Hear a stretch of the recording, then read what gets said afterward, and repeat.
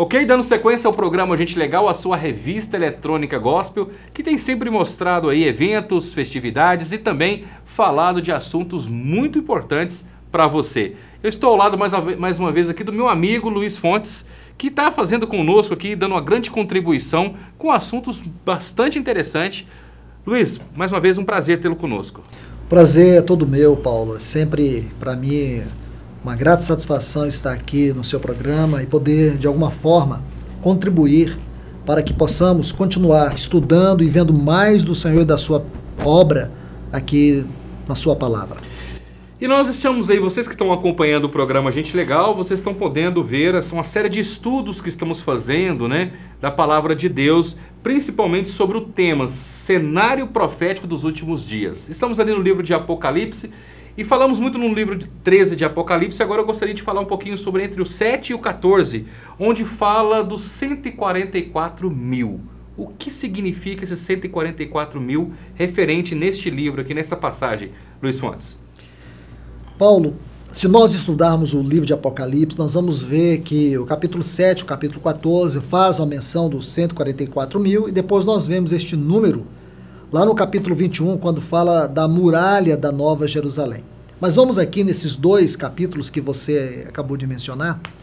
Quando você estuda o capítulo 7, você vai ver que o Senhor nos fala sobre esse número 144 mil relacionado à nação de Israel. Se você me permite, aqui no versículo 4 diz assim: ouvi o número dos que foram selados, 144 mil de todas as tribos dos filhos de Israel. Aí, se você ler a sequência, a partir do versículo 5, aí vai dizer as tribos. Observe, Paulo, que este número, profeticamente, ele tem uma representação, isto é, ele é um número profeticamente representativo. Quando você diz que este número aqui é um número concernente às tribos de Israel, você pode incorrer num erro.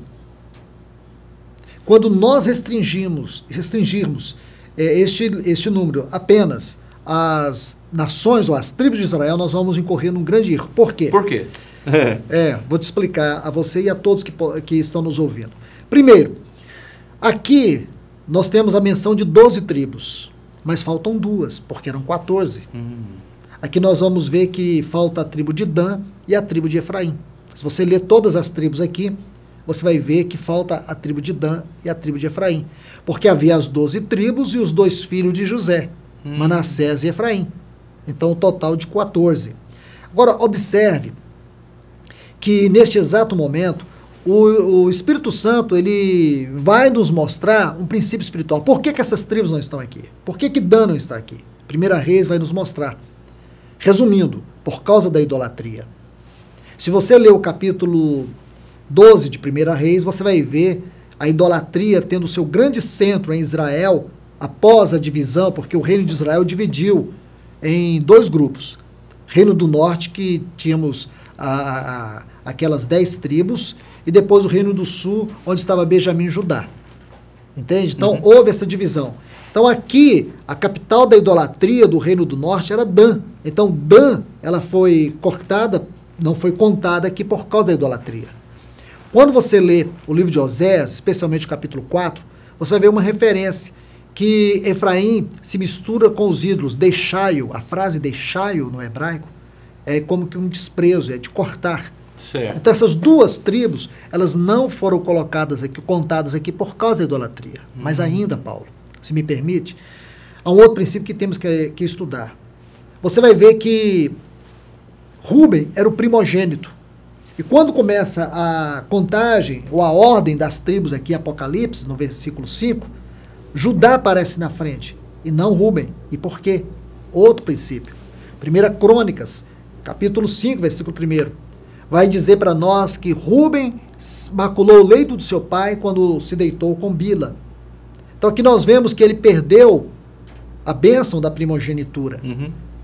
Então isso é muito importante para nós, porque são princípios espirituais. Vou resumir isso rapidamente. O número 144 mil é um número profeticamente representativo. Esse número vai nos mostrar, não é a quantidade de pessoas salvas, nada disso. Não é? Não tem nada a ver 144 mil salvos, nada disso.